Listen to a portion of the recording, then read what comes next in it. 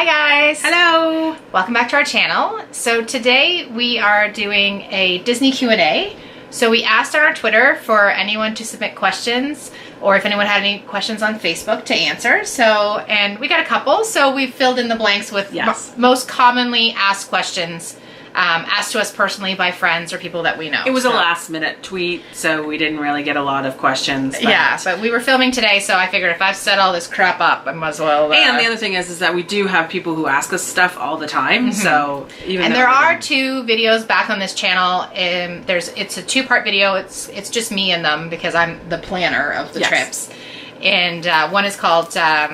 How to Plan Your Disney World Vacation Part 1 and How to Plan Your Disney World Vacation Part 2. So it gets covered... Very original name. Yeah, it gets covered in more detail in those two videos if you want to go back and look, but this is just a quick Q&A. So, because guess what? We're going to Disney again. That's right. And we are going in... February. 268 days. 268 days. So we're in the midst of planning. We'll make some planning videos as we go, but it's a little bit early out. We don't have park hours. We don't even have tickets yet. We can't even book our hotel room yet. So we haven't really done a whole lot of planning. Basically, what we know is we're going. We know that we're going. We know that this is going to be our longest trip yet. We're not going on a cruise this year. Sorry, no cruise videos 2019. But you'll get lots and lots of Disney videos. So we've gone, over the past 4 years, like literally they're getting longer and longer. Like the first time we went was like we went for a day to Epcot, and then we went for like 2 days whirlwind, and then we were 7 days or 8 days in the fall, and then we went for 8 days last year at Christmas time, and next February we're planning for going for almost 2 weeks. So we are Canadian, so we can only get the 10-day park hoppers unless we upgrade to annual passes. And in order to upgrade to annual passes, you really have to have 2 trips planned within that year. And we don't at this time plan on committing to 2 February trips. So, because I have a feeling we'll probably want to go back to a cruise the following February, and then maybe potentially back to Disney the fallish, Christmas-ish of following 2020. But anyway, we also want to get We also want to get a Disneyland trip in at some point in time as well. Maybe a 2-park trip. And we also want to do a Disney cruise. Yes, at some point in time. We almost were thinking about sneaking a Disney cruise into this, but we really just want to stay at the parks, do the things that we didn't get done. So. Which will be answered in one of these questions. Okay, so first question is, what is it about Disney that makes you keep going back? Ooh, go ahead. So I would say that you can't just really put your finger on one thing, but it's a place where you can go where there's so much fun.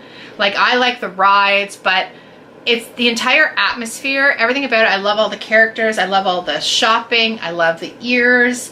I love the food. I love all the entertainment.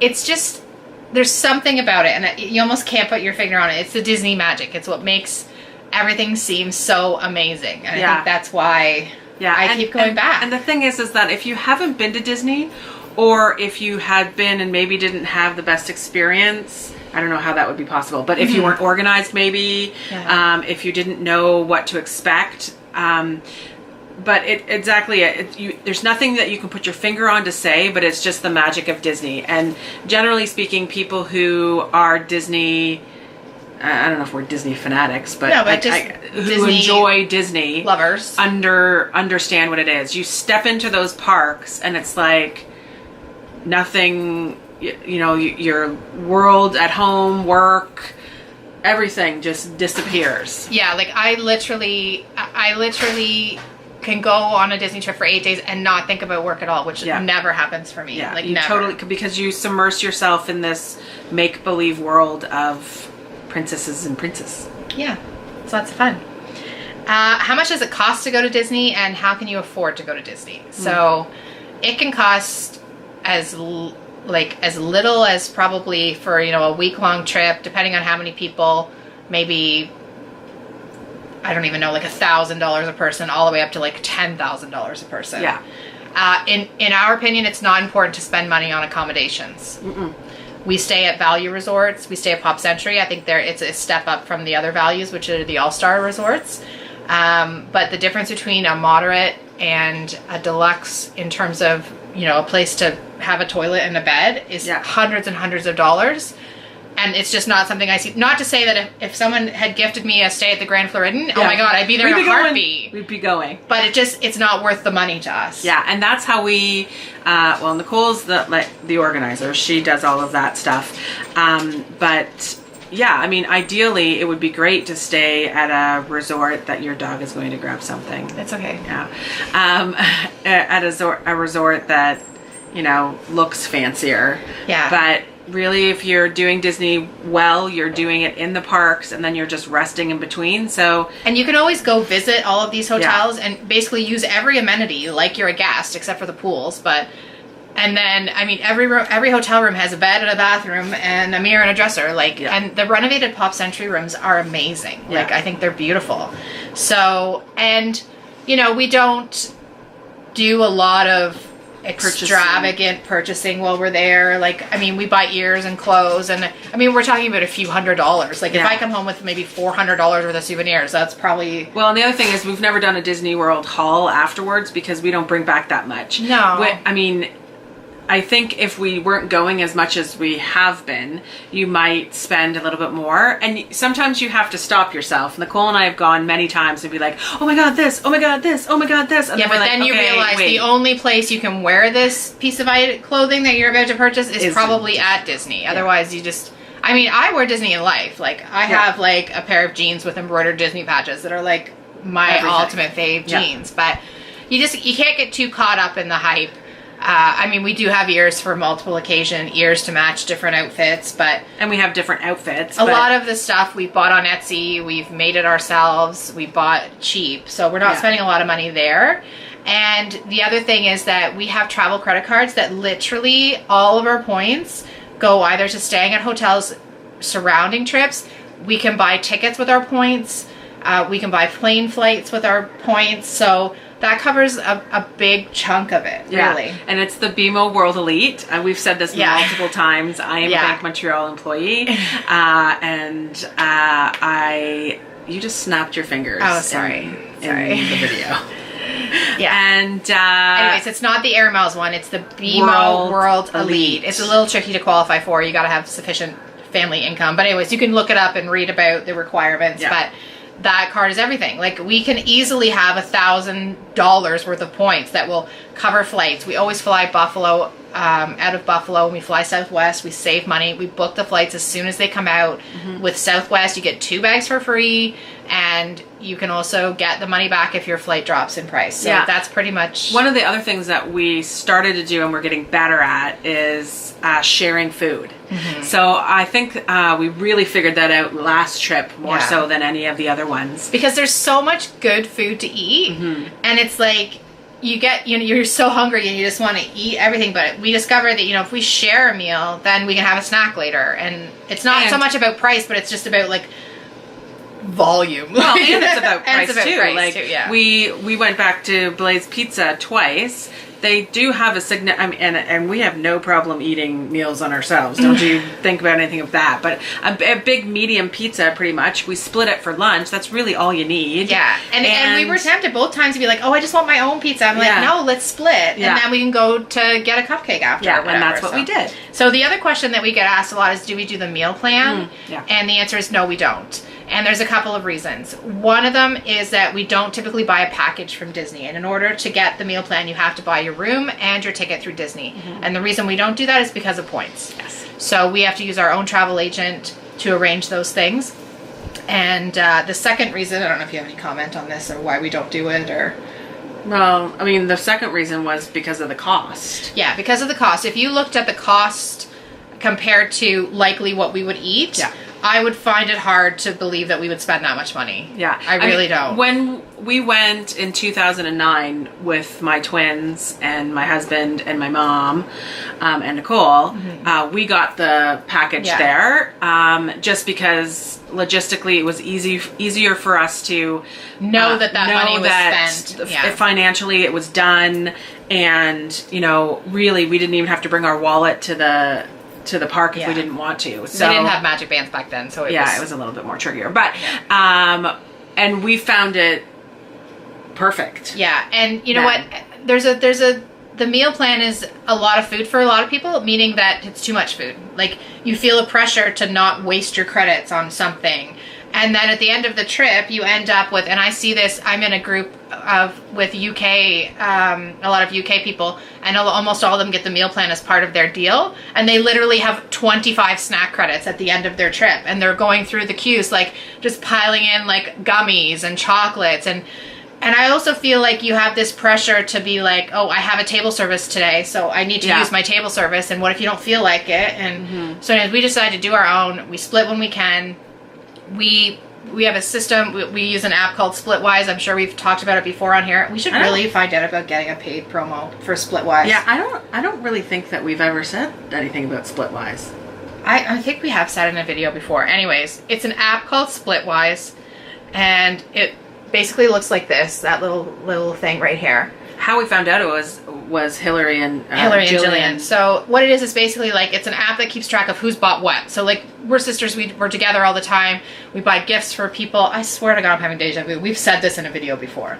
Anyways, every time you buy something, you put it in the app and be like, we split this equally, or Erica owes me this, or I owe her that, so that we constantly are just updating it, so that we're not like, you owe me $10, you owe me $20. Like, we figure it out. So we just use the app. And we don't do it like all the time. No, but it's not like you bought me a gum and you put $1 in. Like, it's just easier because then we know, because sometimes what happens is we forget. Nicole will buy something and then down the road she'll be like, hey, did you ever pay me for this? And so like, it's substantial, like a ticket to, we're going to Toronto to see, what's it called? Come From Away. Come From Away. So, I mean, she bought the tickets, and then all of a sudden, a month later, you'd be like, hey, you didn't pay me for those tickets. Yeah, so anyways, it's a way to keep track. So we use that. It's really unfortunate, because I used to get away with a lot more. And because I do all the planning, quite often I'll be like, the flights are there, I'll buy the flights, I'll pay for them, I'll put them in the Splitwise, Eric pays me back. Like, it's, anyways, that answers that question and about the meal plan. So the next question is, don't you get bored of it? Have you not seen everything yet? No. We don't get bored of it. And, okay, here's the thing. If you watch Disney vloggers, we've been to Disney many times, and we watch Disney vloggers and we're like, where the hell is that? What? Yeah. I've never seen that before. And even Adam Hatton, who, if you are a Disney, if you watch Disney vloggers, he's your go-to. Hi, Adam. He hasn't even gone to some places, and he has lived there.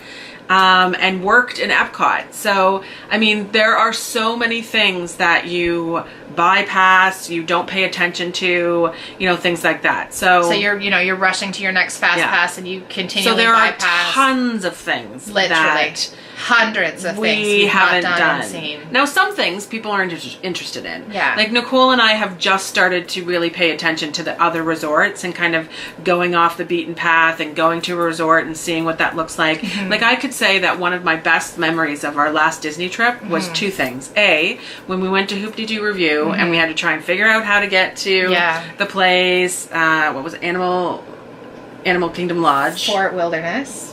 Oh. No, but we went to Animal, and then we took the boat. No, we went to Wilderness Lodge, and then we took the boat.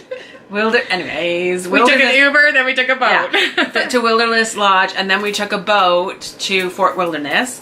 That was a really cool thing, because we wouldn't have gone there otherwise. Yeah. And the other thing was when one day we were just at Hollywood Studios, and we're like, let's go get an ice cream on the boardwalk. And so then we're like, hey, there's a friendship.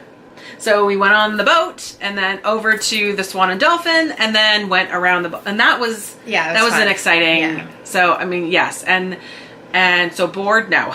You never, ever, ever get bored. No. And we have been making a list, and maybe we'll make a video about this list at some point in time, but as we've been watching things or hearing about things, we're making a list of things we haven't done that we want to try and do in February. And we're making a really conscious effort. Even though we have so many favorites, like so many favorite restaurants, so many favorite things, we're really trying to make an effort to try new things, new restaurants. We haven't tried. We're still going to narrow down like top 3 favorites. Like I can't imagine going to Hollywood Studios and not eating at the 50s Primetime Cafe. Yeah. So we'll go there, but we're also going to try new restaurants and not just redo the things that we've already done, even though we love them. So there's always something new to do. Which is always a problem too, because you can keep just doing the same thing that you love over and over and over again, but then you might not find something else that you love. Yeah, true enough. So how do you deal with the crowds? This is kind of going along with another question. What do you do when you're there? So like, do you want to go first? Yeah, sure. How do we deal with the crowds? Okay, well, first of all, Nicole organizes our trips very well. Mm-hmm. We try not to book it in a time of year that is specifically or, generally more busier. I mean, Disney's always busy. Mm-hmm. Like there's never going to be a time you need to prepare for crazy busy because it's really all the time now. Like there's really not that many quiet periods. But we tend to go, like, we know that, okay, we're not going to Disney on March break. Mm-hmm. No, we're not. We're going in February, which is typically a slower time, except there are busier weekends. Marathon weekend is going to be while we're there. So there is going to be an uptick in crowds as a result of the marathon, but there's always a long weekend somewhere. There's always a school break somewhere. Like it's... So I guess with the crowds, I mean, there has been times where we're like, we got to get out of here. Specifically, I can remember our last trip, it was a Saturday. Saturday night at Magic We Kingdom. had been there most of the day, and all of a sudden we looked up and we were like, we can't move. Like it was just too much. So a sea. Yeah, and the great thing about it is that when you have your organized week, if it's a crazy day and you don't have any specific plans, then you can leave and either go to another park or go back to your resort and relax. So we don't get bent out of shape anymore about maybe adjusting plans. Yeah. Where that is something new for us. Like we used to be like, okay, this is where we're going. This is what we have to do. Well, I mean, you have to be like that for a certain extent because you have to plan your dining ahead. You have to plan your fast passes ahead. So you kind of got to know what your park plan. We always get park hoppers too. But what I'm saying is we missed fast passes this year. Yeah, we did. Which and we've never like done. The end of the world. And we've never done that before. Like if we have a fast pass, we're getting there. Shout out to Kathy Park, Little Miss. I don't make a plan. I don't make a plan. I don't make plans. So we're catching the vibe. And I just go. We're catching the vibe. Wherever I want to go. Anyway, basically the best tips for crowd handling, get there early, get their rope drop, get there right when it opens, do as much as you can in the morning, make your fast passes unless it's like a ride that's impossible to get and you need to make a fast pass in the morning. Like Flight of Passage is pretty much the only example of that I can think. Otherwise, make your fast passes for whatever park you're planning on going to or being in the late afternoon. That's when things get busy. People are slow to get to the parks. They really are. So you can get a lot done in the morning. I wouldn't book any fast passes in the morning if you can help it, especially if you're going to a different park that afternoon. I'd book your fast passes for the second park. Our day is always broken up with get up, breakfast, go to a park, stay there till around 11:30, have lunch, go back to the hotel, take a break, have a rest. Then we go somewhere else, have supper, and be at another park in the afternoon. Yeah. That's the way we do it. Yeah, and the other thing is that as long as you're not, I think one of the things that have helped us too is not getting bent out of shape about the crowds, and just sometimes just sitting on a bench and watching people is the best de-stressor. Let's just sit down and let's sit for a minute and watch and have a decide drink what we want to do. Yeah, so it's good. So the other question is, how old should your kids be when you go, and why don't you take your kids to Disney? Oh, okay. So we did take them when they were 9, and I personally think, I think we've said this before in one of our Disney vlogs. The 9 is so I have twins. It helps that they're both the same age. Is a good age because they're able to walk miles. They're able to articulate when they're getting thirsty and when they're getting tired, and they're able to go for the long haul. It's easier to travel within the flights and all of that stuff. The downfall is going somewhere when you're a little bit older is we miss the magic of believing in princesses. Yeah, like and really little kids. Kids, when they see, Elsa and Anna and they're like, they really think it's Anna and Elsa. Yeah.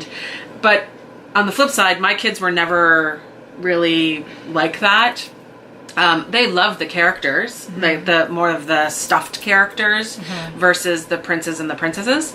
But yeah, I would say 9. So then going forward to why don't we take them with us? They don't really want to go. Yeah, I mean, now Brooklyn will dispute this until the cows come home, but we have asked them to go on a cruise with us. And I think if we were to actually be serious about asking Brooklyn Porter back to Disney, Brooklyn would go, and I don't think Porter would go. Yeah, but Porter at Brooklyn likes rides. Yeah.